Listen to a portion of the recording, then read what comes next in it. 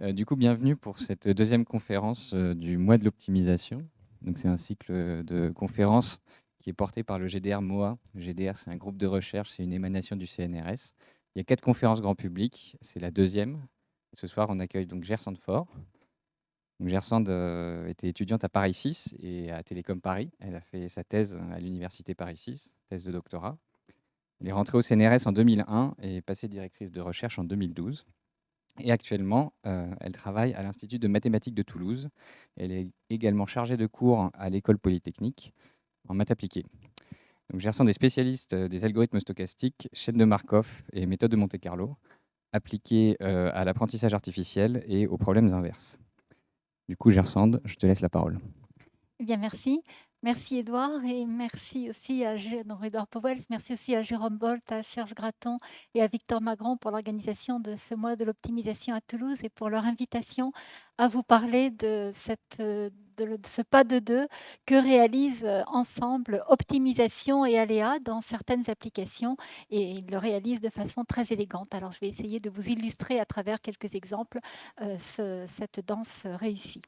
Donc d'abord, quand on parle d'entrelacement de ces deux techniques, optimisation et aléatoire, je vais juste resituer, ce qui me permet aussi de fixer quelques notations, ce qu'on appelle optimisation. Donc là, dans l'optimisation, il nous est donné une fonction objectif grand F, et cette fonction, ça signifie qu'à tout point x d'une droite réelle ou bien un point du sol, on associe une certaine valeur, et une façon de visualiser la fonction, c'est de tracer la nappe de l'ensemble des points de ces valeurs. Et quand on fait de l'optimisation, eh bien ici, on va prendre la convention de vouloir minimiser la fonction. Ça veut dire qu'on va vouloir chercher une configuration des points x qui assure que la fonction évaluée en cette configuration minimise l'ensemble des valeurs possibles de la fonction. Alors ça peut être l'ensemble des valeurs possibles sur tout le plan ici, par exemple, ou ça peut être éventuellement des valeurs restreintes à un certain ensemble quand la physique du problème étudié nous demande de résoudre sous certaines contraintes. Il y a des situations assez sympathiques dans lesquelles la nappe, la fonction est telle qu'elle possède un unique point en lequel le minimum est réalisé. Et puis, il y a des situations un petit peu plus compliquées quand il faut concrètement aller trouver ce point minimal. Des situations un petit peu plus compliquées où vous voyez la nappe est telle qu'elle a plusieurs creux, donc plusieurs minima, au moins locaux et éventuellement même globaux. Et l'autre façon de représenter une fonction, ces courbes de niveau, comme sur une carte IGN, on essaye de relier l'ensemble, on relie l'ensemble des points qui donnent la même valeur de la fonction. Et donc, par exemple, sur cette fonction ici, les courbes de niveau, ça va nous donner ces cercles. De l'autre côté, qu'est-ce que l'aléatoire ? L'autre partenaire. Alors, l'aléatoire, la définition qu'on trouve dans le dictionnaire, c'est quelque chose qui est soumis au hasard et dont le résultat est incertain. Alors, certainement, l'expérience aléatoire que nous avons tous réalisée au moins une fois, c'est celle du lancer de dés à 6 faces. Le mieux que l'on puisse faire avant de connaître le résultat de l'expérience aléatoire, le mieux que l'on puisse faire, c'est lister l'ensemble des valeurs possibles que peut retourner l'expérience. Donc, par exemple, dans le cas du dé à 6 faces, eh bien, le dé ne peut retourner qu'un 1, un 2, un 3, un 4, un 5 ou un 6. Ça, c'est l'ensemble des valeurs possibles qu'on appelle aussi l'univers. Et tant qu'on n'a pas vu le résultat de l'expérience, on ne peut pas dire ce que va donner l'expérience. Il y a néanmoins une propriété, enfin pas néanmoins, mais il y a une propriété assez intéressante de l'aléatoire et que l'on va beaucoup exploiter dans ce mariage de l'aléa et de l'optimisation. C'est une propriété qui est connue sous le nom savant de loi des grands nombres et qui nous dit la chose suivante, c'est que si vous répétez la même expérience un certain nombre de fois, eh bien la fréquence de réussite d'une certaine expérience va converger vers le même nombre. Donc en pratique, ça veut dire quoi ? Toujours prenons notre exemple du lancer de dés. Si vous lancez un dé 20 fois ici et que vous vous intéressez à la fréquence à laquelle vous avez vu sortir la face 2, eh bien, par exemple, sur ces 20 lancés, la fréquence obtenue est de 20%. Ici, c'est un diagramme des fréquences des différents, un histogramme pardon, des différentes valeurs possibles de résultats du dé. On l'a lancé 20 fois, on obtient à peu près dans 20% des cas la phase 2. Et puis, on continue l'expérience, de 20, on passe à 200. Alors, cette fois-ci, la fréquence a un petit peu diminué sur cette suite. Et puis, après 200, on passe à 2000. Alors là, ça a à nouveau augmenté. Et puis, elle converge à peu près vers une valeur que j'estime être très proche de 1 sixième. 1 sixième, ça correspond à la valeur qui est marquée par la courbe rouge. Donc, en langage plus savant, en fait, ça va converger vers ce que l'on appelle la probabilité que le dé retourne la phase 2. Et si votre dé n'est pas un dé de tricheur, il doit retourner la phase 2 avec probabilité 1/6. Alors, il ne s'agit pas dans cette présentation de vous présenter tous les mariages possibles entre l'optimisation et l'aléatoire. Je vais vous donner quelques exemples, et des exemples qui sont motivés, illustrés par la résolution de ce qu'on appelle des problèmes inverses dans une approche statistique. Je ne donne pas de définition, on va voir petit à petit ce que j'entends par là. Je vais vous montrer à travers ces exemples-là en deux parties. D'abord, une première partie où je vais plutôt vous montrer comment l'optimisation tire profit de l'aléatoire, déjà pour pouvoir être implémenté ou bien pour que sa définition, sa mise en œuvre soit facilitée. Et à l'inverse, on va ensuite prendre l'angle de vue contraire. On va se placer du côté de l'aléatoire, de se poser la question de jeter des points. Donc, ça sera l'aléatoire au sens échantillonnage Monte-Carlo. On va jeter des points et on va voir que pour approcher quelque chose, on va voir la motivation. Et on va voir comment cet échantillonnage Monte-Carlo va tirer profit de l'optimisation pour gagner en efficacité. Alors tout d'abord, comme il y aura un peu d'aléas, je vais commencer, avant d'aborder ces deux grandes parties, je vais commencer par rappeler l'outil probabiliste le plus important pour cette présentation de ce soir, donc la fameuse LGN, acronyme de loi des grands nombres. Alors on va déjà lire son énoncé officiel avant de le rephraser en vocabulaire plus standard. Donc, soit des variables aléatoires, x1, x2, x3, etc., qui sont indépendantes, qui sont à valeur dans le même espace, tout simplement aussi parce qu'elles ont la même loi de probabilité. Alors, pour toute fonction f nu intégrable, la limite de la fréquence est une intégrale. Donc, maintenant, on va reprendre cette... et puis, en plus, avec le petit PS devant, donc ça veut dire presque sûr, on va reprendre la lecture de cet énoncé en le vulgarisant. Quand on dit qu'on a des variables aléatoires, ici, il faut x1, x2, reprenons l'exemple du dé, il faut s'imaginer que nous avons le dé numéro 1, le dé numéro 2, le dé numéro 3, etc. Et ça définit notre suite de dés. Le lundi, on décide de tous les lancer une fois, un par un.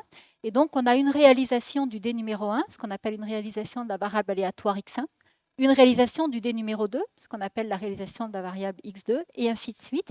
Et ça nous donne comme ça une suite de nombres. On a une première suite, une première réalisation de la suite des variables aléatoires.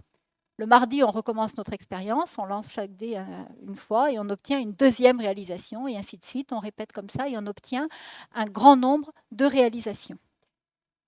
Ça, c'est ce qu'on appelle donc obtenir des réalisations de variables aléatoires. Maintenant, si on dit qu'elles sont indépendantes, quand on rajoute cet adjectif-là, ça signifie que quand le dé va jouer, va se lancer et puis va donner un résultat, il va le faire sans tenir compte de ce que vont donner les autres dés, ou de ce qu'ont déjà donné les autres dés.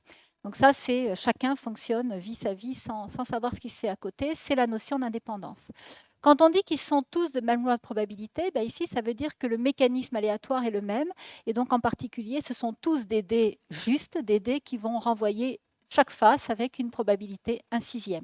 Et justement, ce qu'on va appeler la loi de cette variable aléatoire, c'est de dire, ces deux informations, la loi, c'est de dire que les valeurs possibles de l'expérience sont 1, 2, 3, 4, 5, 6. Et ensuite, c'est donner la probabilité de quantifier la chance de voir chacune des issues possibles.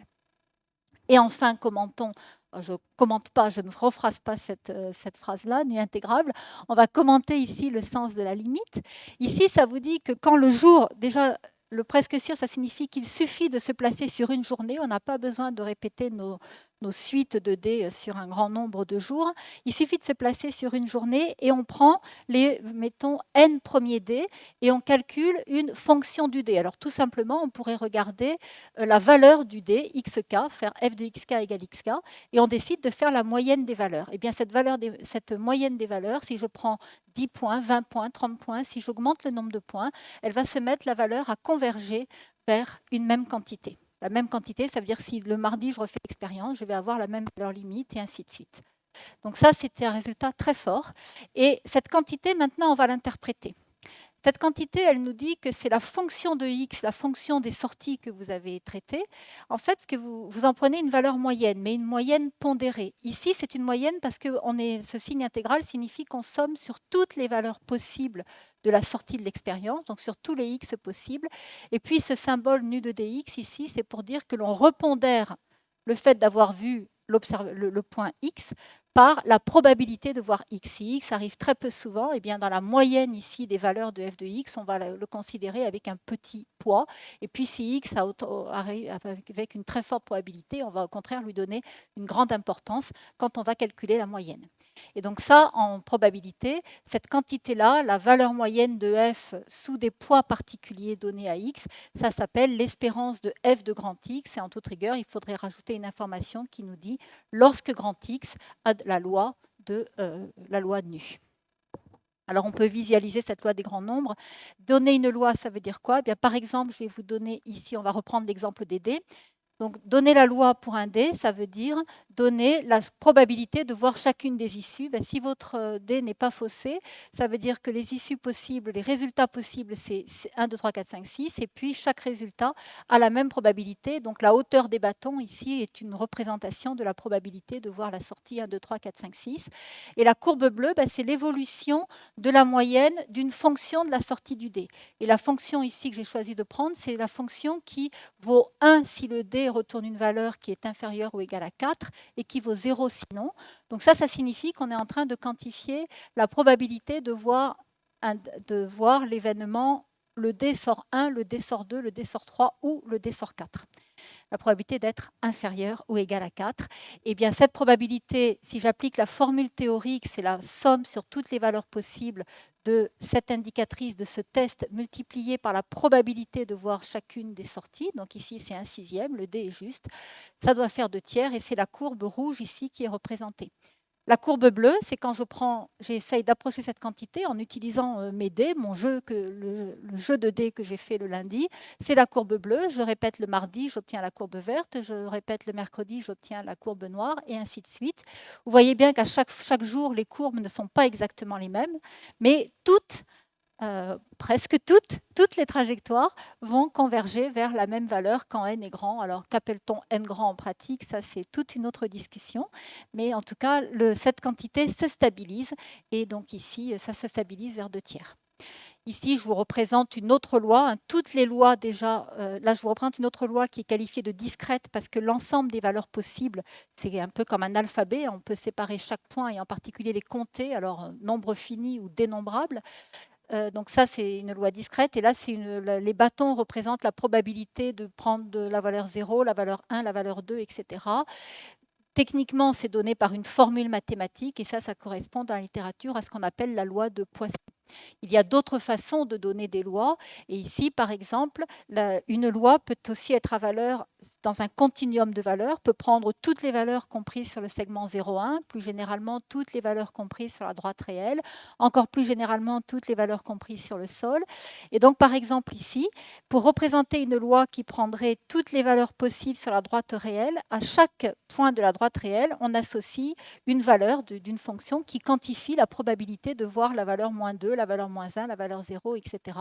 Et c'est la courbe rouge. Alors celle-ci, ce graphe-là, représente ce que l'on appelle une loi gaussienne. La courbe noire aussi, c'est une autre gaussienne. Et puis la courbe ici, cette nappe ici, ça représente aussi la probabilité d'une gaussienne, mais qu'on qualifie en 2D, en 2 dimensions, parce que c'est à tout point du sol, elle renvoie la probabilité d'observer alors pas exactement la valeur x, mais de tomber dans un petit voisinage de petit x. Et c'est ce que quantifie cette courbe. Et pour les lois qu'on appelle les lois gaussiennes, on a une expression mathématique quand même assez simple de ce qu'elle vaut. Alors comment allons-nous, nous, utiliser la loi des grands nombres? On peut l'utiliser dans les deux sens. Soit on a un nuage de points et on est intéressé par savoir comment va se comporter la valeur moyenne d'une fonction de ces points. Ça, c'est une première utilisation. C'est peut-être pas celle qu'on. Et puis, donc, le théorème nous dit que nous quantifie la valeur limite. C'est peut-être pas l'utilisation que l'on va utiliser le plus ce soir. On va plutôt utiliser l'autre sens. C'est le sens celui qui nous dit que dès lors que l'on a une espérance, on peut la voir comme la limite d'une somme. Et donc, en particulier, quand on a une quantité qui s'écrit comme une espérance et que l'on ne sait pas la calculer de façon exacte, une technique numérique pour l'approcher, ça va être de tirer des points xk, de simuler des points xk, d'échantillonner, tous ces vocabulaires, la même chose, d'obtenir des points xk qui vont avoir la même loi que x, ça veut dire lancer plein de dés, tous les mêmes, il n'y en a pas un qui est faussé, tous les mêmes. On va lancer plusieurs fois le dé et on va utiliser ces résultats pour approcher cette quantité inconnue à l'aide de n résultats d'une expérience de lancer de points. Voilà, c'est plutôt dans ce sens-là que l'on va l'utiliser. Alors, je vais pas trop commenter à part le premier résultat, mais quand on fait des mathématiques pour prouver que tout ce que l'on va faire par la suite est rigoureux, eh bien, on utilise d'autres résultats de probabilité que la loi des grands nombres. Souvent, la loi des grands nombres, elle va souvent nous utiliser à avoir l'intuition d'un algorithme, et puis dès lors qu'on va vouloir démontrer que l'algorithme, il fait bien ce que l'on veut qu'il fasse, on va aller chercher des résultats un peu plus puissants des probabilités. Donc là, je vous donne leur nom un peu savant. Mais par exemple, si on commande celui-ci, c'est peut-être le plus connu après la loi des grands nombres, c'est celui qui nous permet de mesurer les fluctuations de l'erreur. Quand on a dit que cette somme approchait et se mettait à ressembler à un réel, à une nombre limite ici, eh bien, ça veut dire que quand on regarde l'écart, l'écart, il est gaussien. Et ça, c'est un résultat très puissant parce que l'écart, enfin, quand n est grand, toujours pareil, en loi, il se comporte comme une gaussienne. La dispersion autour de la vraie quantité se comporte comme une gaussienne avec certains paramètres. Encore une autre question de les calculer, ces paramètres.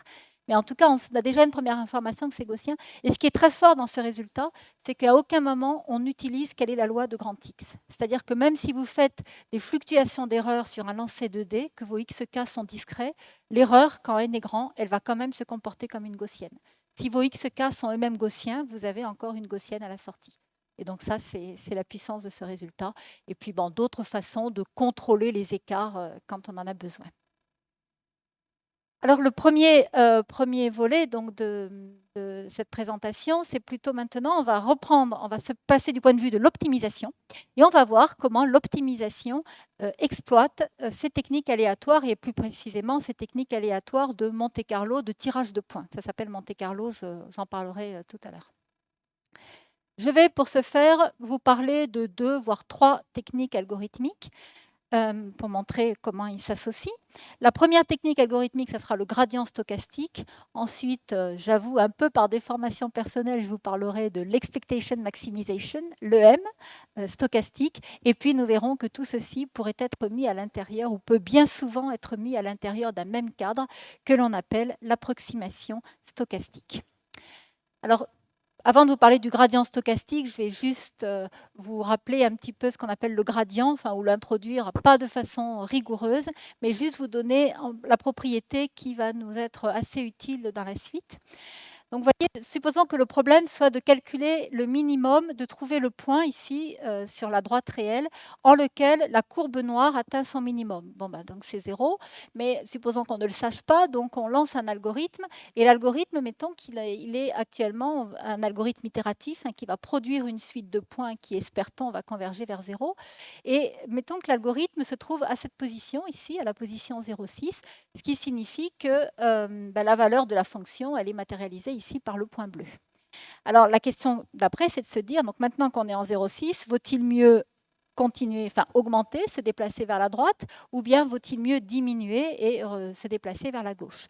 Eh bien, pour ce faire, on peut tirer profit d'une information qui est donnée par une quantité qu'on appelle le gradient, ou la dérivée. Appelons-la la dérivée ici sur la droite réelle. Donc ça veut dire qu'on va s'intéresser à une tangente, vous voyez, en le point ici où on est, on va tracer une droite qui est tangente à la courbe, et la pente de cette droite, c'est ce qu'on appelle le gradient.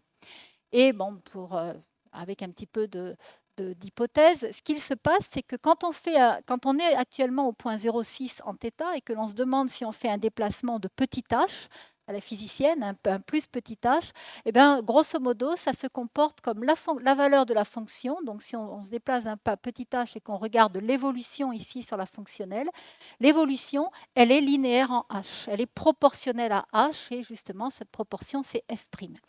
Donc, ce que l'on voit, c'est que si l'on veut diminuer, il ne faut pas aller, si f' est positive, il ne faut pas aller dans le sens de f', il ne faut pas augmenter, il faut revenir en arrière.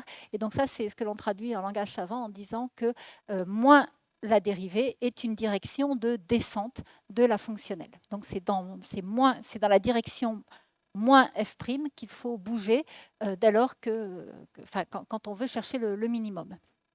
Alors cette notion de se déplacer dans la direction de moins le gradient, elle reste vraie en ce qu'on appelle en multidimensionnel. Si on a une fonction qui n'est plus définie sur la droite réelle, mais qui est définie sur, mettons, sur le sol, sur R2, eh bien, la notion de tracer une droite, c'est la même chose. Enfin, une droite tangente, ça va devenir, vous avez une nappe, ce qui va être tangent cette fois-ci, c'est un plan, un hyperplan que vous allez faire toucher juste en dessous, là où il faut. Et ce plan, pareil, en géométrie, on peut démontrer qu'il est caractérisé, il suffit pour le caractériser de donner un vecteur orthogonal. Et c'est justement ce qui va être traduit par le gradient. Et donc là aussi, on peut démontrer que quand on est au point θ et que l'on veut se déplacer en θ plus h, eh bien on fait, c'est équivalent à bouger dans une direction nord-sud puis une direction est-ouest, en langage plus savant, la direction x puis la direction y. Et donc là, ça veut dire qu'en termes de fluctuation sur f, on va avoir une fluctuation du fait d'un déplacement en x, c'est celle-ci, et une fluctuation du fait d'un déplacement en y. Et c'est proportionnel à la taille du déplacement dans chacune des directions. Et donc tout ça, mathématiquement, ça se traduit par ce qu'on appelle un produit scalaire et qui revient à dire qu'effectivement, la variation de la fonction, quand on se déplace de h sur le sol, la variation de la fonction, elle est proportionnelle à h avec un vecteur qui est ce qu'on appelle le vecteur dérivé. Alors on le note gradient nabla f, le gradient ici de grand F. Mais là encore, si vous prenez h égale moins gradient, eh bien vous avez, c'est peut-être pas très clair si vous n'êtes pas familier avec les produits scalaires, mais ici, vous avez une quantité qui devient strictement négative. Et donc, ça signifie que si vous vous déplacez dans la direction moins gradient, eh bien vous êtes sûr de décroître la fonction. Il y aura un tout petit h, au moins. On est sûr de décroître la fonction. Alors, c'est cette idée-là qui est exploitée dans l'algorithme de gradient.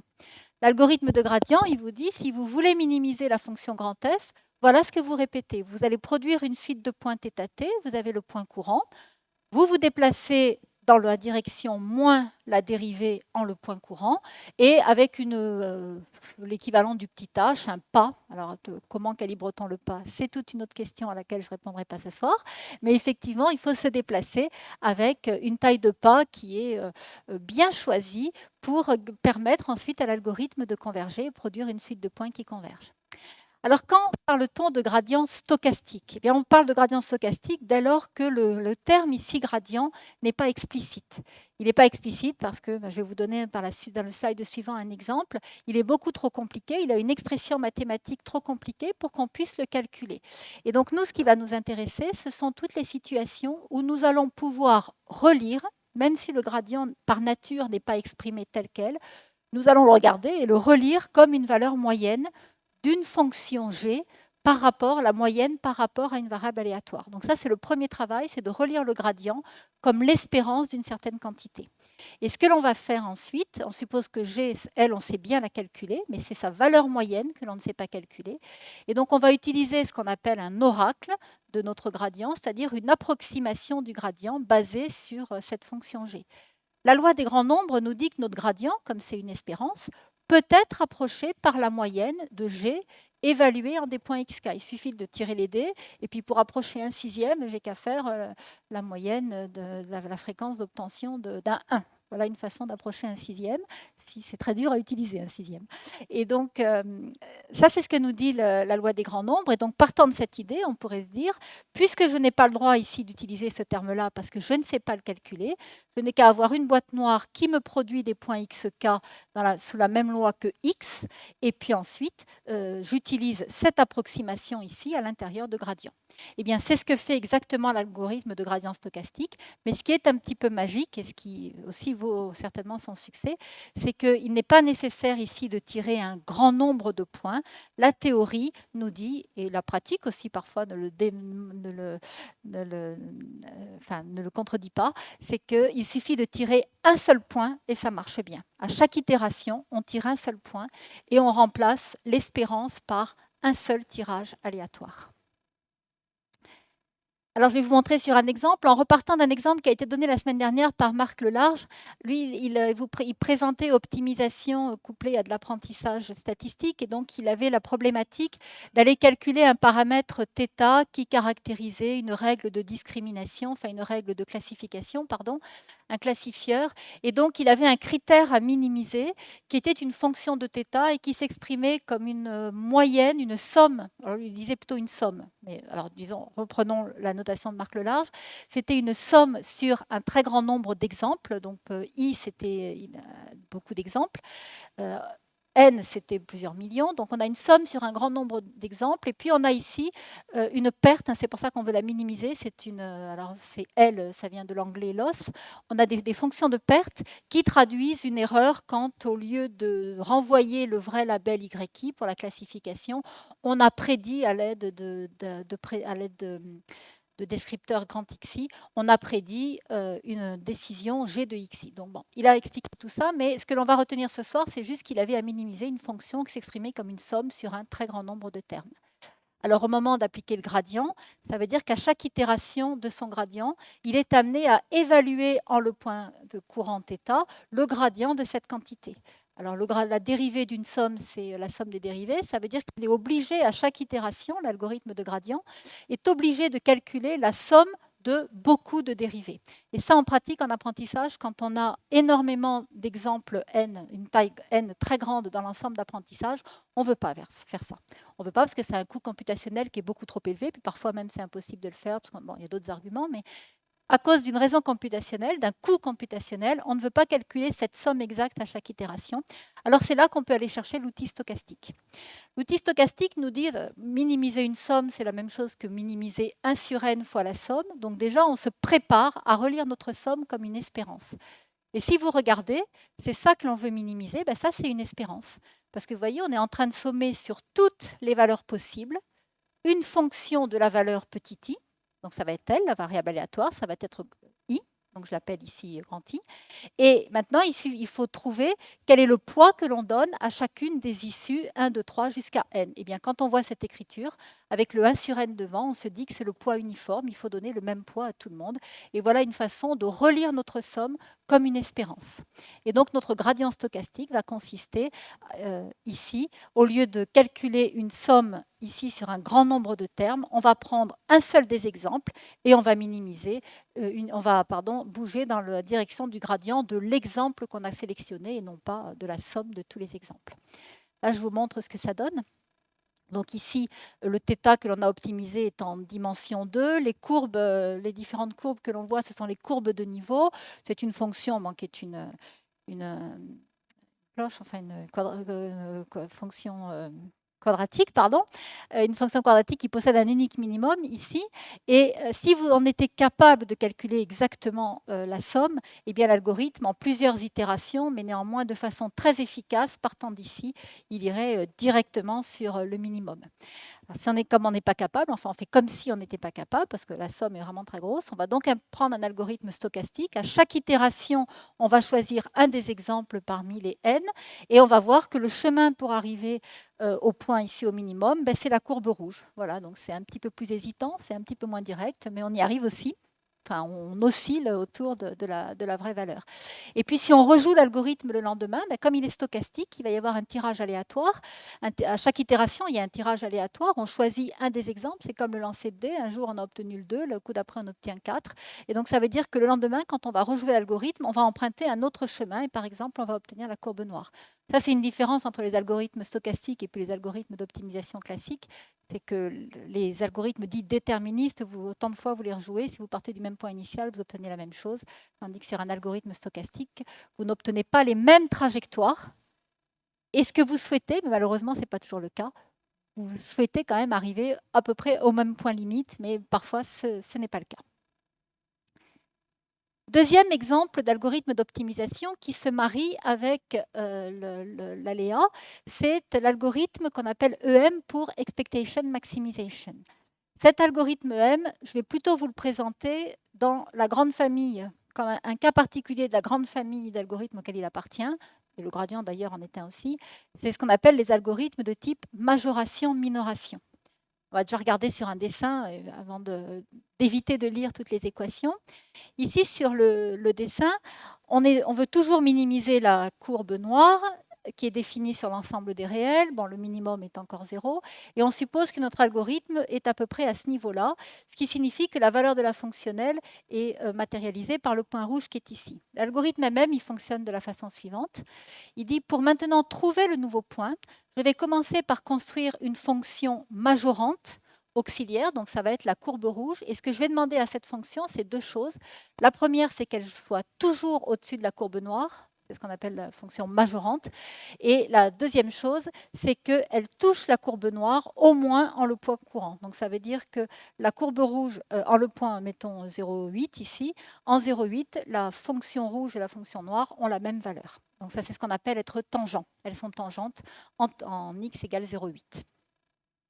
Et cette courbe auxiliaire, on l'a construit, c'est là, après, c'est toute l'ingénierie. L'ingénierie, c'est de trouver une courbe auxiliaire qui soit suffisamment simple, parce que le travail d'après, c'est de trouver le minimum de cette fonction auxiliaire. Donc, on l'a construit avec cette idée qu'elle doit posséder un minimum assez simple à trouver par une procédure d'optimisation. Et quand on a ces minimums, le point en lequel elle atteint le minimum, eh bien, c'est le point suivant de l'algorithme d'optimisation. Et on recommence. En ce point-là, on calcule la fonction majorante violette, on la minimise, on obtient un point ici. En le point courant, on calcule une fonction majorante, la verte, et ainsi de suite, on itère. Alors, l'algorithme EM, c'est un cas particulier qui correspond à toutes les situations où la courbe noire, là, que l'on veut minimiser, elle a une forme très particulière, alors qui peut sembler anecdotique, mais pas du tout en statistique. En statistique, on est très souvent dans cette situation-là. Vous voulez minimiser un log, donc ça veut dire que aussi vous voulez minimiser moins log, ça veut dire que vous voulez maximiser le log. Alors si vous avez un peu de connaissances statistiques, ça va de suite vous évoquer des histoires de critères de Kullback ou de log vraisemblance. Vous voulez maximiser le log d'une quantité qui est positive et qui s'écrit comme une intégrale. Une intégrale, évidemment, qu'on ne sait pas calculer. Donc ça veut dire que notre fonction objectif, on ne sait pas la calculer, et ses dérivées non plus, et ses dérivées secondes non plus. Enfin bon, c'est pas la peine non plus de se dire on n'a qu'à prendre un algorithme qui nécessite des informations d'ordre supérieur. La réponse est non. On est toujours confronté à ces intégrales, ces fonctions définies par des intégrales non explicites. Alors dans ce cas-là, pour trouver une fonction majorante, l'astuce, c'est d'utiliser la permutation du log et l'intégrale. Alors ça coûte cher. D'abord, c'est pas toujours vrai. Donc, il faut s'assurer d'avoir le droit. Et puis, la deuxième chose, c'est qu'on va perdre quelque chose. Ici, on a f égale moins log. Eh bien, ce que l'on va récupérer, donc on a moins log d'une intégrale, et la permutation, déjà, nous fait perdre. Elle nous fait passer à un inférieur ou égal, ce qui est suffisant pour ce qu'on veut en faire, puisqu'on veut trouver une fonction majorante. Et une fois qu'on a permuté le log et l'intégrale, pour avoir le droit de le faire, il faut que ce qui est derrière ait une structure particulière d'espérance. Je vous passe les détails du calcul, mais ce que l'on va retenir, c'est que par cette permutation du log et de l'intégrale, on arrive à construire des fonctions majorantes qui sont définies par des espérances. L'espérance du terme qu'on a vu au début, avec le log qui est rentré, le log de P, mais la petite différence par rapport au début, c'est que la loi, c'est plus la même. Et en particulier, la loi, elle va dépendre du point courant. Voilà. Donc voilà la définition de la fonction majorante à travers une espérance. Et puis vous voyez la suite de l'histoire. On va supposer que cette espérance n'est pas calculable, et ça donne naissance à toute une famille d'algorithmes EM qualifiés de stochastiques, parce qu'il y a plein d'ingénierie pour vous dire, eh bien, si vous ne savez pas calculer de façon exacte cette fonction majorante, vous pouvez toujours essayer de l'approcher à l'aide de tirage Monte-Carlo. On réapplique la loi des grands nombres, et puis une fois c'est cette approximation que l'on va minimiser. D'un point de vue théorique, on perd une propriété qui est quand même assez embêtante, enfin qui est assez intéressante quand on veut faire de la théorie, et donc c'est embêtant de la perdre. C'est que les algorithmes eux-mêmes, ils sont construits pour que chaque itération décroisse la fonction objectif. En langage savant, on dit on a une fonction de descente associée à l'algorithme, ce qui signifie que quand on part ici du point dont l'image est rouge et qu'on obtient le point violet, qu'on part du point tau pour arriver au point θ étoile, on est sûr que la fonction en θ étoile, elle est toujours plus petite que la fonction de tau, inférieure ou égale à la fonction de tau, à la fonction au point tau. Donc ça veut dire qu'on diminue, et comme l'idée c'est quand même de produire ces points pour aller minimiser la fonction, déjà on bouge dans la bonne direction. Donc ça c'est déjà une propriété qui est très importante. Eh bien, si vous commencez à approcher la fonction majorante, vous avez vu tout à l'heure, quand il s'agissait d'approcher un sixième, la suite de D, comment elle oscillait autour d'un sixième. Si vous voulez approcher la courbe rouge qui est là, votre approximation, si vous la tracez par Monte-Carlo, eh bien, elle va être certainement une espèce de courbe très accidentée qui a quand même le squelette de la courbe rouge, mais enfin qui est très accidentée autour de ce squelette. Alors là, autant vous dire que déjà, l'existence d'un unique minimum, ça peut être un petit peu problématique. Et alors en plus, c'est sûr, on n'a plus du tout la propriété de monotonie. Donc il faut des arguments théoriques un petit peu plus compliqués.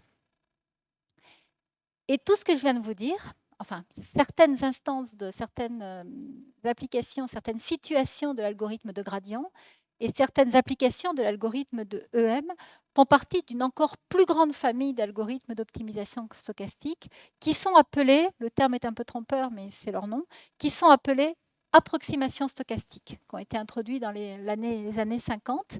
Et c'est un ensemble d'algorithmes qui répond, qui a une dynamique très particulière que je vais commenter par la suite, mais qui sont créés, qui sont faits pour résoudre un problème qui se formule de la façon suivante: rechercher le zéro d'une fonction quand cette fonction peut être relue comme l'espérance de grand H. Alors grand H, on peut l'évaluer. Le grand X, à la rigueur, on peut obtenir des résultats, des tirages exactement sous grand X ou à peu près sous grand X. Je reviendrai par la suite là-dessus. Mais disons que ce que l'on peut évaluer, c'est H de θ et de X, mais on ne peut pas calculer l'espérance. Donc, ce que nous propose de faire Robbins-Monroe dans les années 50 et puis après tout un tas de variantes de l'algorithme, c'est de dire pour aller chercher le zéro de cette fonction, il suffit de répéter ces instructions. On part d'un point θ0 et on va produire le point d'après en disant le point d'après, c'est le point courant plus un pas multiplié par cette fonction grand H, évaluée. Alors, on n'a pas su en prendre la moyenne, c'est pas grave, on va prendre une seule réalisation en ayant au préalable produit un point X de même loi que ce qu'il faut ici, que grand X. Et ce point, évidemment, il est changé à chaque itération. Quand je dis que le gradient est un cas particulier, c'est toutes les situations, c'est ce que je vous ai écrit. Quand on fait un algorithme de gradient, souvent on le vend en disant on veut minimiser une fonction. Ça, c'est vrai que l'algorithme de gradient va converger vers un minimum si la fonction a des bonnes propriétés, mais souvent on ne sait pas dire qu'on converge vers un minimum. La seule chose que l'on sait faire, que l'on sait prouver, c'est qu'on va converger vers ce qu'on appelle un point critique, c'est-à-dire un point qui annule le gradient. Et quand la fonction est pas très simple, ça signifie qu'on ramasse beaucoup de points dans les zéros du gradient, les minima, les maxima, les locaux, les globaux. Donc ça, c'est un peu problématique. Et souvent, donc, ça demande des maths encore supplémentaires pour aller démontrer si le point limite que l'on a est bien un minimum au moins local plutôt qu'un maximum ou un point cell. Eh bien, le gradient, quand vous faites un gradient, un algorithme de gradient, vous voulez minimiser une fonction et souvent vous le reformulez en fait en disant je vais chercher le zéro du gradient. Donc vous êtes bien dans ce schéma-là, chercher un zéro de quelque chose.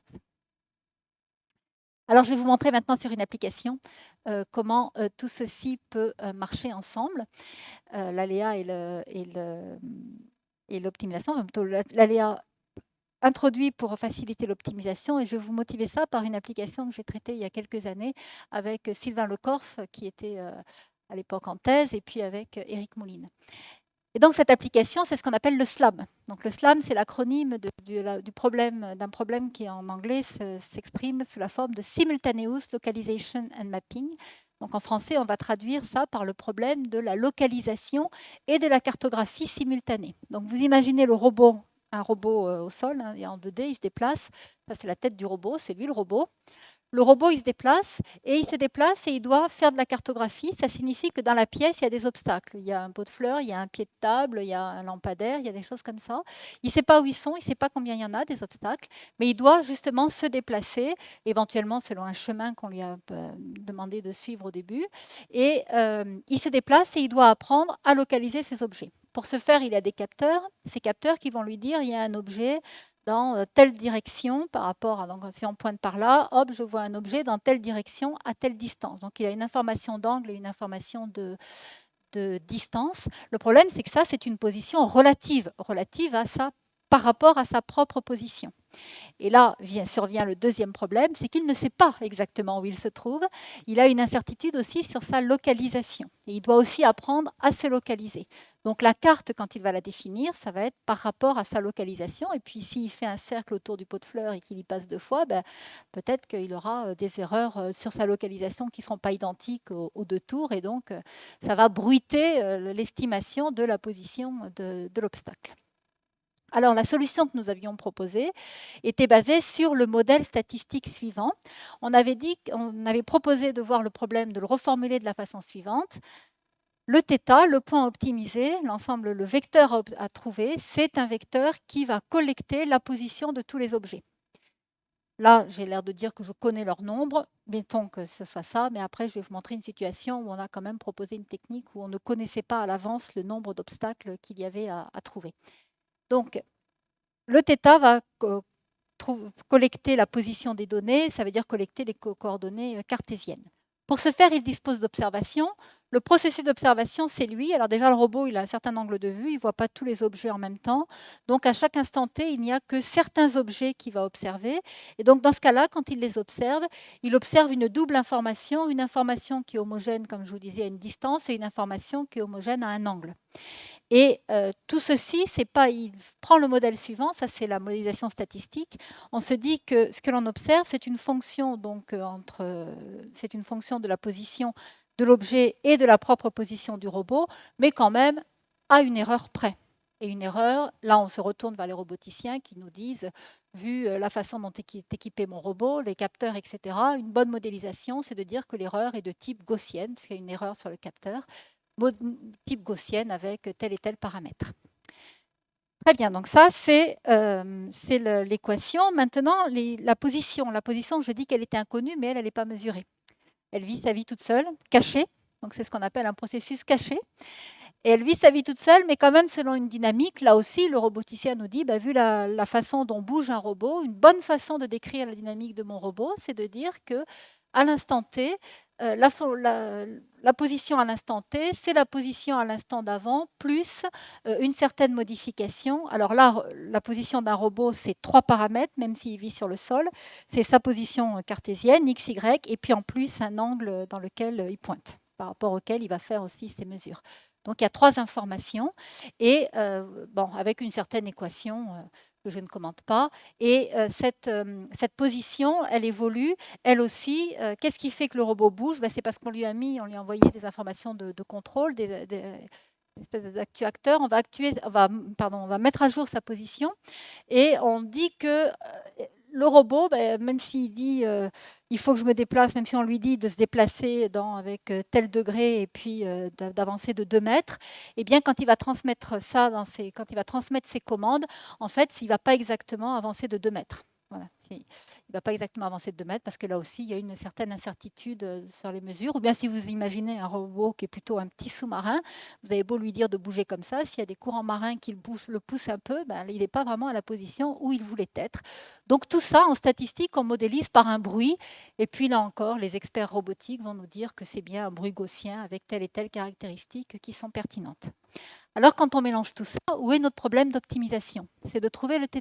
Il va falloir trouver un critère d'adéquation, un critère qui nous dit que θ va-t-il optimiser? Eh bien, on va prendre justement la fameuse log vraisemblance des statisticiens qui nous dit, qui peut s'interpréter de la façon suivante, on va quantifier la probabilité d'avoir les observations si vraiment on observe θ. Et donc, on va prendre le θ qui rend maximale la probabilité de voir ce que l'on a mesuré. Alors maintenant, il faut regarder à quoi ressemble cette fonctionnelle quand on a défini le critère. Et dans le cas du SLAM et du modèle que nous avons proposé, dans ce cas-là, eh bien, le log de la loi des observations, il est un petit peu compliqué. La loi des observations ne va pouvoir s'écrire que comme une intégrale de la loi des observations et des positions. Parce que ce qui est très simple à écrire, enfin très simple, ce qui peut s'écrire, c'est la loi de Y, sachant grand X, et puis la loi des grands X. Mais la loi de Y tout seul, eh bien, ça va être la somme sur tous les X possibles, puisque, nous ne les observons pas. Et donc, nous voilà confrontés à une fonction objectif à maximiser, qui est de la forme log de l'intégrale d'une fonction qui dépend de θ. Donc, ça veut dire qu'on veut minimiser moins log de l'intégrale. Et donc, vous comprenez pourquoi je vous ai parlé de l'EM, parce que l'on va appliquer un algorithme EM qui va nécessiter de calculer des intégrales de ce type à chaque itération. Et bien là, on va devoir utiliser des algorithmes de simulation de ces données, de ces positions cachées auxquelles on n'a pas accès. Et pour ce faire, eh bien, on va utiliser un algorithme de Monte-Carlo qui s'appelle le filtrage particulier. Je ne rentre pas dans les détails. On va devoir utiliser donc un EM stochastique avec du filtrage. Et puis en plus, on avait une contrainte d'apprendre la cartographie en ligne. Ça veut dire que le robot, la vérité, il s'est déplacé le long de la courbe rouge. Les points qu'il devait cartographier la réalité, c'est les points rouges. Les points rouges sont là. Et ensuite, là, ce que je vous montre directement, c'est à la fin de son expérience, il a avancé, il a appris, et à la fin de son expérience, il a positionné les croix bleues, c'est là où il estime avoir, c'est son estimation de la position des objets. Donc parfois, il y a quelques erreurs, parfois, c'est pas si mal. Et puis en bleu, c'est là où en moyenne, il estime avoir été par rapport à la vérité. Alors maintenant, je vais vous montrer comment ça il marche en réalité. Voilà, il avance. Voilà le robot qui avance. Ici, il y a des objets, mais qu'il n'a pas encore vus. Il vient de le voir, celui-ci. Alors voilà, ceux-là, il ne les a pas encore vus. Ils ne sont pas dans son angle de vision, donc il n'a pas encore d'estimation pour eux. Il va tourner, ils vont finir par rentrer dans son champ de vision, et donc il va commencer à estimer leur position. Et puis vous voyez que pendant qu'il avance, il y en a qui bougent. Ils bougent parce qu'il est en train de réactualiser leur estimation, et ainsi de suite. Et voilà, tous les points qui sont verts là-haut vont finir par être aperçus par le robot. Et il va proposer une estimation de leur position. Voilà le problème du slam. Alors maintenant, dans le quart d'heure qui me reste, peut-être, je vais vous parler de l'autre angle de vue. L'autre angle de vue, c'est de dire, je veux faire de la simulation Monte-Carlo, je veux faire de l'aléa. Et je vais utiliser l'optimisation à certains endroits. Alors d'abord, par l'aléa, je vous ai dit, on va faire des méthodes de Monte-Carlo. Et les méthodes de Monte-Carlo, d'où vient ce nom? Peut-être que la première expérience Monte-Carlo, ce que l'on trouve, c'est celle qui est liée à l'estimation de pi par ce qu'on appelle l'expérience de l'aiguille de Buffon, qui consiste à jeter une aiguille sur un plancher et à regarder quand est-ce que l'aiguille croise ou quel est l'angle avec les lames du plancher. Donc ça, c'est une façon d'estimer pi justement par des jets d'aiguilles, enfin ça veut dire des jets de points quelque part. Ça, c'est peut-être la première expérience de type Monte-Carlo. Et puis après, nous dit Wikipédia. Après, il y a différentes interventions, et donc en particulier, c'est plutôt lié à la physique de type nucléaire que les premiers éléments Monte-Carlo sont apparus, les premiers écrits. Donc Fermi aurait trouvé des choses, mais n'en aurait pas fait de publication. Et donc c'est plutôt à Ulam qui a travaillé avec John von Neumann pour travailler, donc pour résoudre des questions liées, donc je vous ai dit, à la physique nucléaire. Et donc au début, ils ne parlaient pas trop de leurs travaux, et donc ils avaient un nom de code pour en parler entre eux. Ils appelaient ça Monte-Carlo, effectivement en écho à la ville de Monte-Carlo et à ses casinos et aux jeux de hasard. Donc c'est bien à tout ça que fait référence, à la ville de Monte-Carlo que fait référence la terminologie de Monte-Carlo. Alors qu'est-ce que les méthodes de Monte-Carlo ? Eh bien, les méthodes de Monte-Carlo, le problème que l'on se pose, c'est quand on vous donne une loi de probabilité nue, on se dit quelle technique algorithmique on pourrait faire pour produire des points qui vont ressembler à nu. Alors, ressembler à nu, ça veut dire quoi? Ça veut dire que si vous avez gardé en tête tout à l'heure la courbe de la loi gaussienne qui donnait beaucoup de masse autour de certaines zones et puis très peu de poids qui donnait très peu de probabilité aux points qui se trouvaient loin de ce qu'on appelle sa moyenne, eh bien, ça veut dire qu'il faut être capable de jeter des points qui, en moyenne, vont être là où il y a beaucoup de masse et puis vont avoir très très peu d'exemples de réalisation dans ce qu'on appelle les queues de distribution.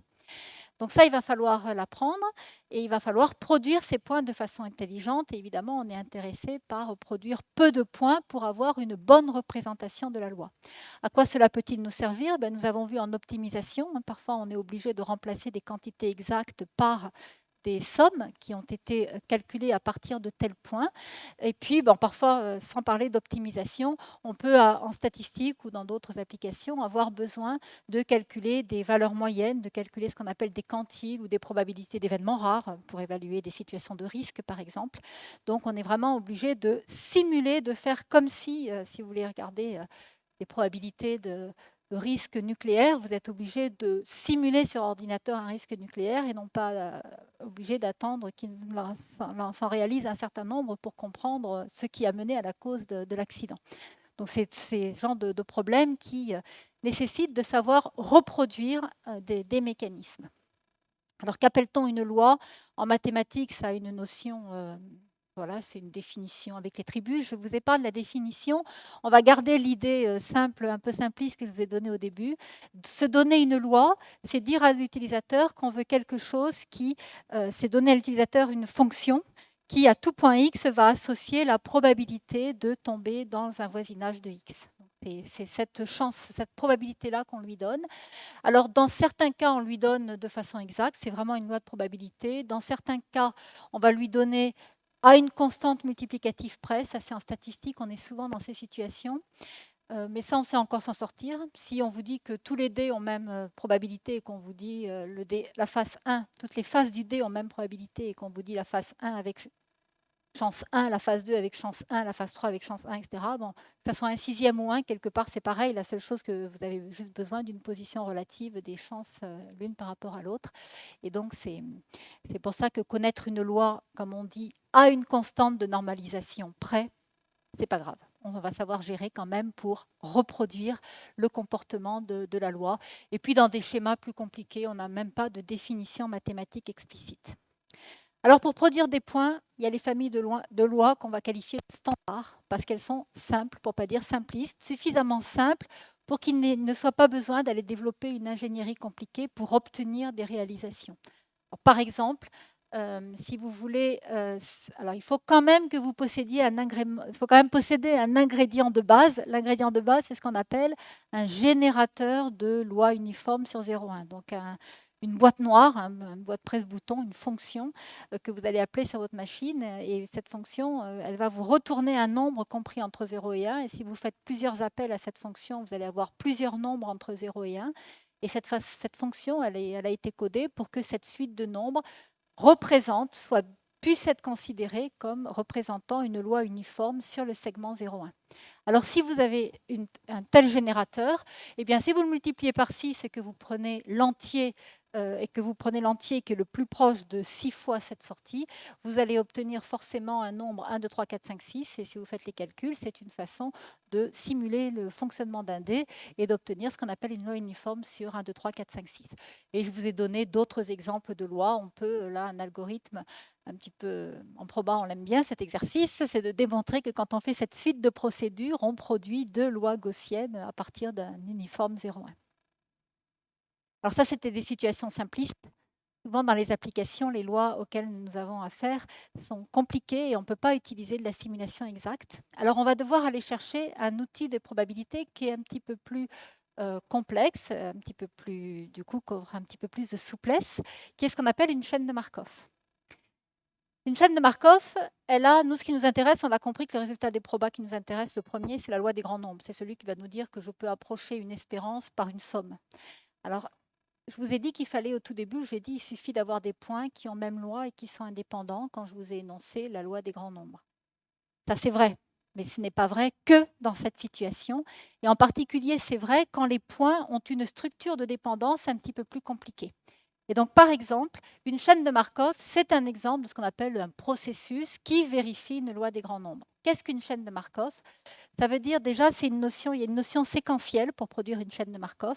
Il faut d'abord avoir jeté jusqu'au dé T-1, et puis ensuite, quand vous allez lancer le dé d'après, eh bien, si vos dés sont markoviens, ça signifie que le résultat du dé numéro T va dépendre de tous les autres dés d'avant, uniquement à travers le dernier dé. Ça veut dire que le présent, sachant tout le passé, dépend du passé uniquement à travers le dernier passé. Et donc, ce résumé du passé à travers le dernier instant, c'est ce qu'on appelle avoir une structure markovienne. Quand les points que vous produisez comme ça de façon séquentielle, l'algorithme de gradient stochastique vérifie cette structure séquentielle partant du point θt, vous produisez θt plus 1 en rajoutant une quantité aléatoire. Donc quand vous avez comme ça cette notion, cette structure séquentielle, on est dans une chaîne de Markov, et si la chaîne de Markov a des belles propriétés qu'on appelle d'ergodicité plus autre chose, eh bien ces belles propriétés vont faire que votre chaîne de Markov va continuer à vérifier une loi des grands nombres.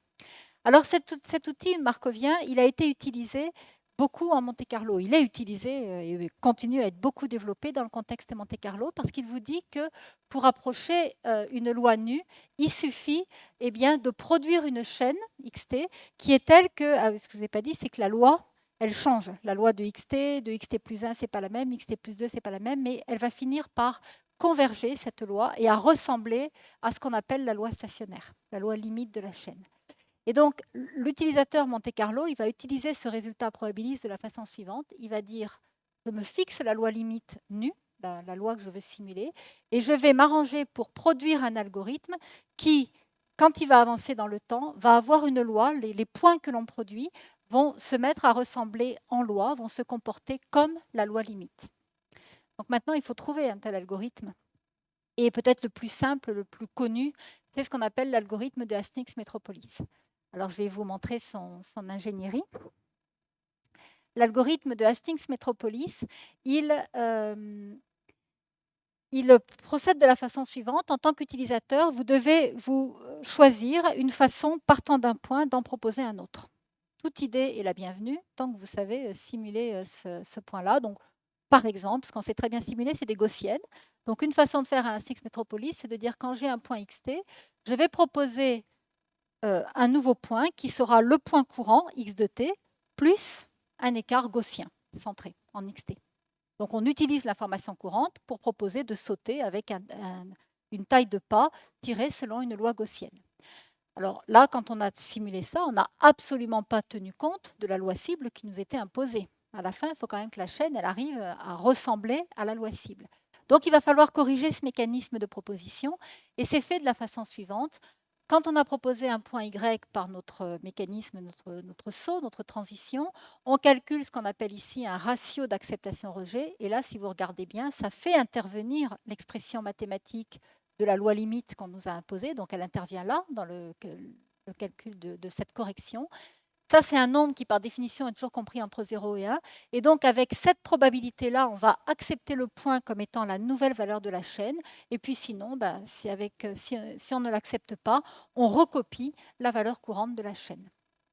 Alors, là où l'optimisation va servir, c'est comment définir ces points. C'est comment plutôt définir ces lois ici de proposition. Et donc, vu le temps, je vais passer directement à l'application. L'application dans laquelle la loi cible que l'on va proposer, c'est une loi qui est unimodale. Et donc, c'est là que l'optimisation va aider. C'est finalement, si quand vous êtes en un point, vous êtes prêt à vous déplacer comme une fonction du point courant plus une petite agitation gaussienne, finalement, quelle direction, quel drift en termes savants, quel drift pourriez-vous donner à votre déplacement pour favoriser les déplacements vers de vos points vers là, les endroits où la loi de probabilité est importante, ce qu'on appelle les zones de forte probabilité. Donc ça veut dire que vous voulez déplacer vos points vers les zones où la densité est élevée, donc vers les maxima de la densité. Et donc là, on va aller utiliser des résultats d'optimisation pour dire pourquoi pas un algorithme de gradient, mais qui est fait, lui, pour remonter, pas pour descendre, mais plutôt pour remonter. Et l'application que je vais vous montrer, qui est une application à la Covid-19, qui est une application à l'estimation du taux de reproduction de la Covid-19, utilise à un moment dans l'histoire, je vais vous raconter comment on va utiliser des arguments des outils d'optimisation convexe pour améliorer l'efficacité de nos échantillonneurs Monte-Carlo. Alors, la Covid-19, donc ça crée, je vais quand même en parler, même si ça évoque des tristes souvenirs. Donc, du fait de l'impact à la fois en société, en économie, en santé, les différentes crises que cela crée, d'avoir de telles pandémies, il est quand même nécessaire d'arriver à développer des outils qui permettent de suivre l'évolution de cette pandémie en temps réel. Donc, quand on dit en temps réel, on veut dire qu'on n'a pas le temps de retravailler, de consolider les données. On veut vraiment prendre les données telles qu'elles sortent au jour le jour. C'est ce qu'on entend par en temps réel. Et donc, en particulier, on va avoir des procédures algorithmiques qui sont assez robustes par rapport à la pauvre qualité des données à certains moments. Par exemple, un week-end de 11 novembre ou un week-end de Pâques, là, les données, elles sont vraiment très peu représentatives de ce qu'il est. Les types de données auxquelles on va s'intéresser dans la suite, c'est des données qui comptent le nombre d'infectés tous les jours. Donc, ce sont des données qui sont mises à jour quotidiennement. Et ce que l'on veut apprendre quand on dit que l'on veut monitorer, faire un suivi de l'évolution de cette pandémie, ce que l'on veut apprendre, c'est ce qu'on appelle le taux de reproduction, que l'on peut définir comme le nombre de personnes en moyenne qu'un infecté, un individu infecté, va lui-même contaminer. Donc avec l'idée que si c'est strictement plus grand que 1, la pandémie augmente. Si c'est plus petit que 1, la pandémie a tendance à disparaître. Et puis à égal 1, c'est la zone critique. Voilà à quoi ressemblent les données. Ça, c'est en France, avec les différentes vagues successives. Aujourd'hui, on est par là. Ici, c'est en Inde, un petit peu moins de vagues. L'Australie a une configuration très particulière puisqu'ils sont restés fermés pendant très très longtemps. Donc, ils ont eu un nombre d'infectés fermés à l'extérieur et puis fermés aussi en interne entre leurs États. Donc, ils ont eu un nombre d'infectés assez limité. Et puis après, quand ils ont ouvert les frontières en janvier-février 22, eh bien, ça a commencé à s'agiter un petit peu plus. Et puis, je vous ai mis aussi la courbe du Japon. Alors, on va faire un zoom sur la donnée France là, pour comprendre pourquoi on a ça. Ça, c'est pour vous montrer le genre de données que l'on a. C'est que la France, depuis quelques mois, depuis juin ou juillet, a décidé de reporter ses comptes uniquement sur les 5 jours ouvrés de la semaine. Et le samedi, dimanche, il renvoie zéro. Donc ça, ce sont des comptes qui sont donnés sur le site de l'université Johns Hopkins aux États-Unis. Et donc la France, les données, c'est des comptes. Et puis 2 zéros, 5 comptes, 2 zéros, 5 comptes, 2 zéros. Et puis ici, on doit avoir le week-end du 1er novembre, de la Toussaint, et puis ici, le week-end du 11 novembre, avec 3 données à zéro, du coup, du fait du jour férié. Alors ça, quand on fait des stats, c'est pas très bien parce que ça veut dire qu'il y a des données qui sont totalement censurées, on n'a pas l'information. Et puis en plus, ça provoque un autre effet, c'est que souvent le jour d'après, on a une donnée qui est certainement anormalement élevée parce que il y a des comptes qui sont reportés le jour d'après, ou il y a peut-être des gens qui n'ont pas été se faire tester le dimanche, lundi, ils y vont tous le mardi, etc. Donc ça crée pendant 1 ou 2 jours une agitation. Bon, ça crée des données, donc ça crée des données très bruitées, et donc il faut avoir une procédure un peu robuste par rapport à ça. Et puis ici, c'est ce que fait les données France, mais plutôt avant qu'ils changent de politique de la façon de reporter les données. Vous voyez, là, on voyait quand même apparaître quand même un phénomène assez cyclique qui était les dimanches. Les dimanches, on avait des données assez basses, les lundis, des données très élevées, et puis après, ça vivotait, et puis hop, à nouveau, un week-end, le lundi. Voilà à quoi ressemblent les données. Alors la procédure que l'on voulait avoir, c'était une procédure qui ne tenait pas compte des informations de calendrier, parce qu'on voulait faire tourner le même algorithme, quel que soit le pays, sans avoir à se préoccuper de savoir si ce pays travaille un dimanche ou ne travaille pas un dimanche, à tel jour férié pour telle et telle raison. On voulait quelque chose qui soit complètement aveugle par rapport à l'information de calendrier. Alors le modèle qui a été proposé à la suite, donc ça c'était par mes collègues, c'est un travail que j'ai fait avec des collègues de Lyon.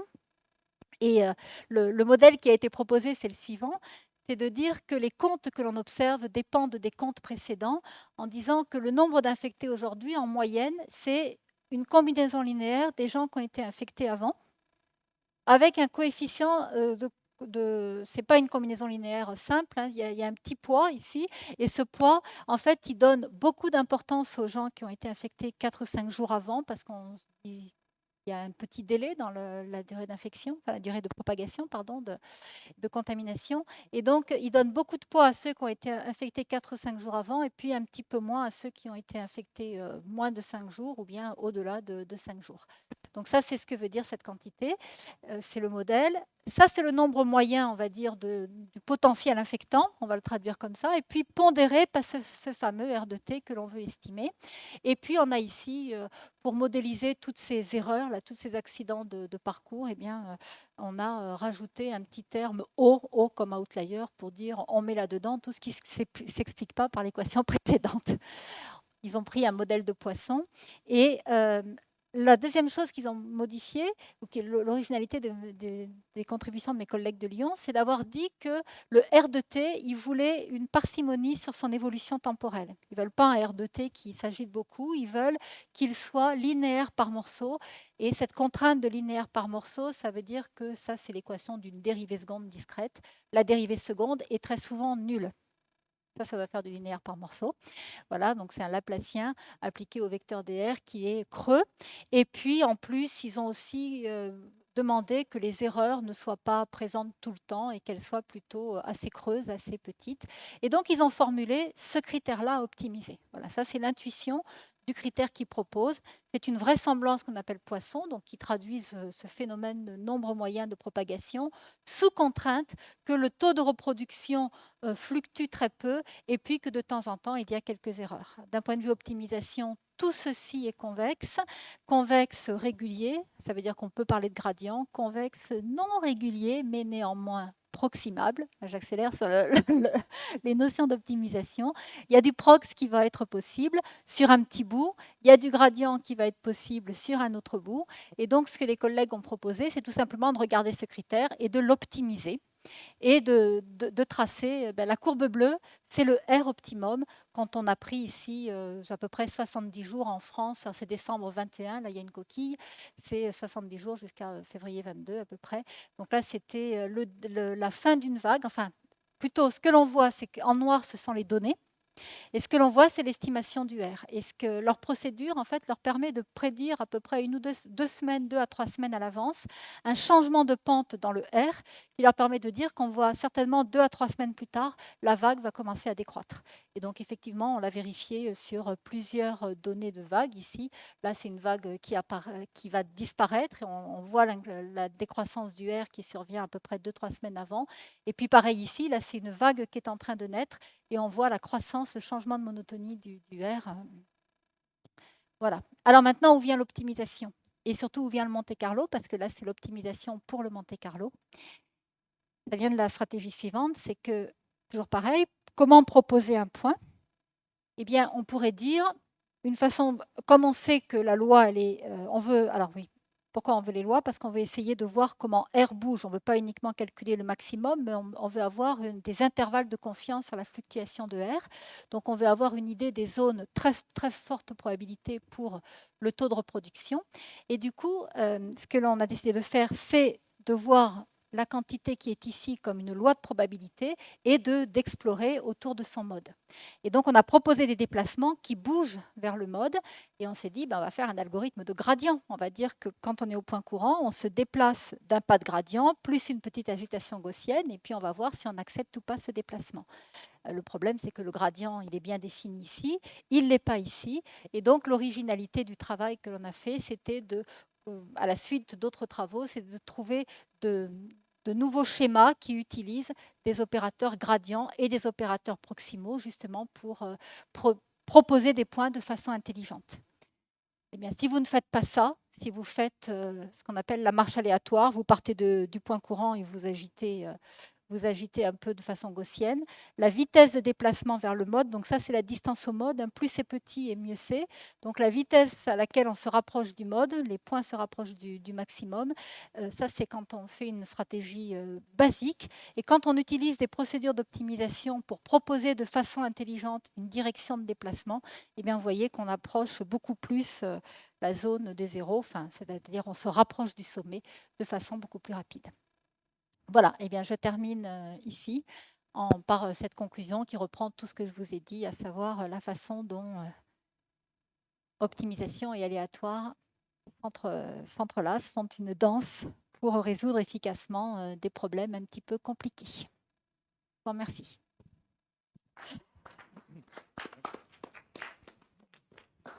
Merci beaucoup, Gersandre. Du coup, traditionnellement, on prend des questions de la salle. Est-ce qu'il y a des questions par rapport à l'exposé ou des commentaires?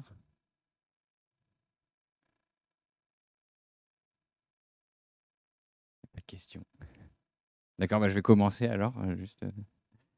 C'est peut-être un peu technique. Je me demandais, Markov, ça nous donne la loi des grands nombres. Est-ce qu'il y a d'autres structures de dépendance qui nous donnent la loi des grands nombres qu'on pourrait exploiter algorithmiquement? Si, la loi des grands nombres existe effectivement pour d'autres types de variables aléatoires que celles qui sont indépendantes ou markoviennes. Après, on va plutôt l'utiliser en se disant, on se donne la loi limite et le tout, c'est de produire un processus qui va converger vers cette loi-là. Et donc plutôt la difficulté, c'est de savoir quel mécanisme algorithmique écrire pour produire des points dont la loi va se mettre à ressembler à la limite qu'on nous a imposée. Donc, c'est vrai que du coup, avec une dynamique markovienne, on produit le point suivant à l'aide du précédent. On arrive à avoir des stratégies. Hastings Metropolis est un exemple parmi d'autres. Mais après, pour des schémas plus compliqués, c'est plus compliqué. Merci. Je peux passer la parole s'il y a des questions. Bien, allons-y. Est-ce que l'algorithme d'Hastings Metropolis a une interprétation en termes de gradient, justement, dans un espace adéquat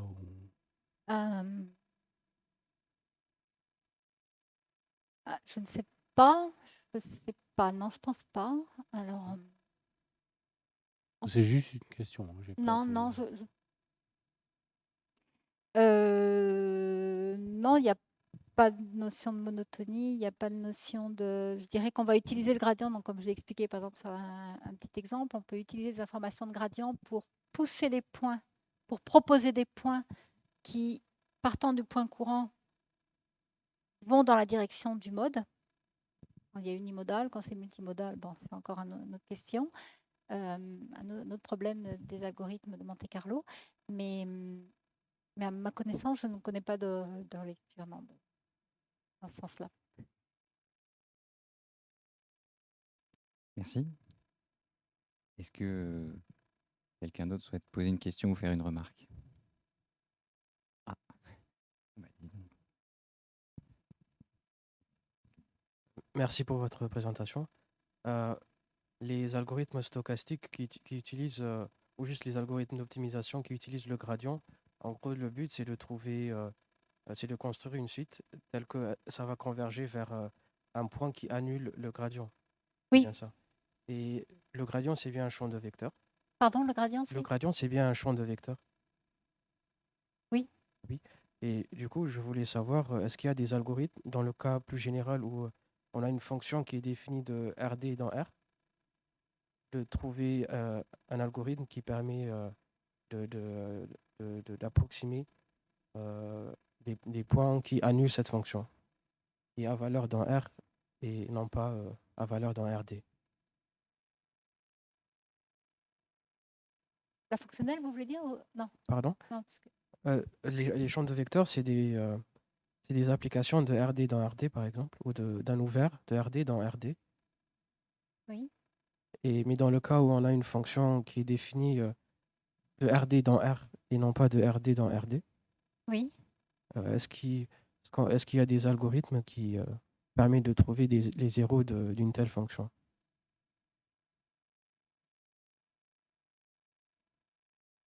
Je vois pas le... Alors, oui, je vais laisser répondre Jérôme. Du coup. Mettre quoi au carré? Ah, euh, c'est-à-dire, excusez-moi. Il transforme... Oui, c'est ça. Oui. Oui, d'accord. Ah, ok. Ah, ok, d'accord, d'accord. Mais il n'est pas minoré.